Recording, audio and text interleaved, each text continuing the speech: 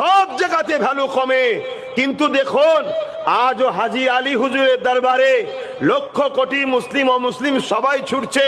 শুধু মানুষও নয়, সাগরের পানি চতুর্দিকেও ডুবলে হাজী আলীকে তারা সালাম করে ফিরে যাচ্ছে। জোরে বলুন সুবহানাল্লাহ, আরো চিৎকার দিয়ে বলুন সুবहानअल्लाह। इसके पीछे राज क्या है? एक ही राज है, हाजी अली आमीना लाकी लाल के गुलाम थे। बोलिए सुबहानअल्लाह। दूसरा कोई राज नहीं है। हाजी अली भी नमाज अदा किए थे, हम सब भी नमाज पढ़ते थे। हाजी अली भी रोजा रखे थे, हम सब भी रोजा रखे हैं। हाजी अली भी हज किए हैं, हम सब भी हज करते हैं। हाजी अली इस्लाम के ऊपर चले थे, हम सब भी चलते हैं।